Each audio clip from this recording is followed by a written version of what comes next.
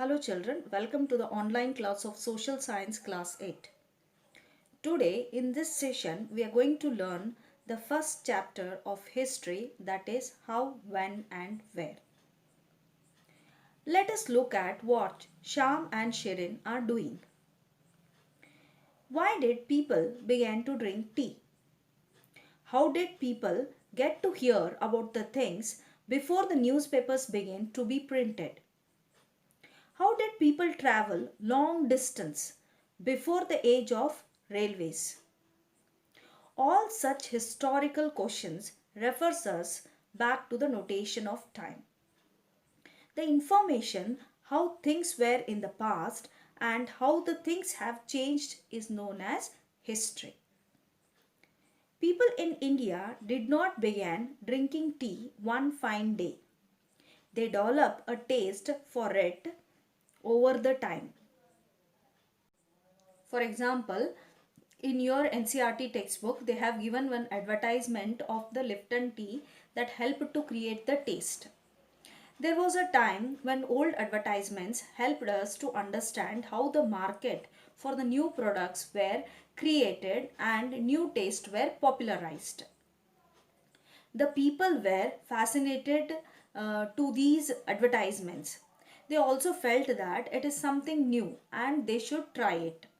So, this 1922 advertisement for Lipton tea suggests that the royalty all over the world is associated with this tea.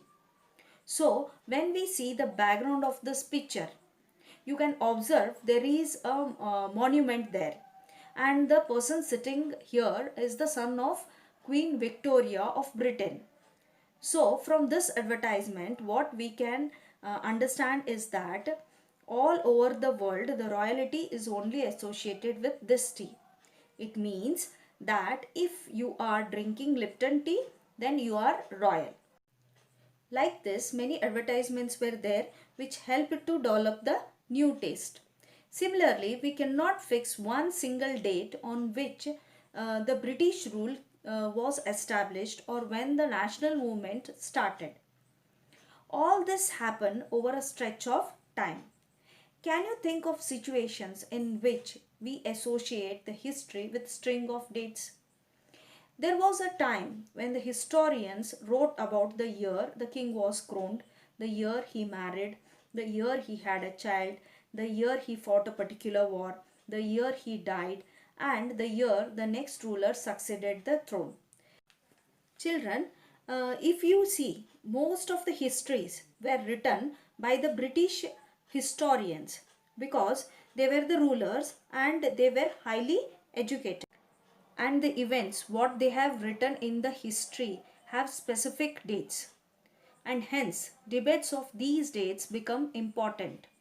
And now as we are talking about the dates, let us understand what are the dates, which dates are important for us.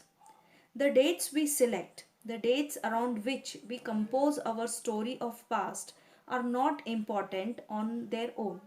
They become important because we focus on a particular set of events as important. So whatever events has happened, according to that particular date gets the importance. In the histories written by the British historian in India, the rule of each Governor General was important. These histories began writing with the rule of the first Governor General Warren Hastings and ended with the last Viceroy Lord Mountbatten. This history is given us different chapters where we can read about the deeds of other viceroys and governor generals such as Warren Hastings, Wellesley, then Bentinck, then Dalhousie, Canning, Lawrence, Lytton, Ripon, Curzon, Hardings and Irwin. Most of the contents were associated with these personalities who were the governor generals, and it was all about their activities, policies, achievements and so on.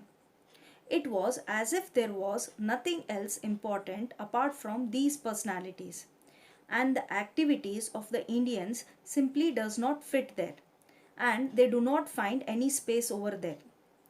In simple words, they have written only about the British rulers and the governor generals, and they have not written anything about the Indian rulers and their activities.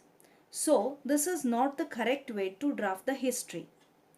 Hence, there should be another format of the history related to India. This would mean that the old dates will be no longer have importance than the earlier, and new set of dates will become important as to know.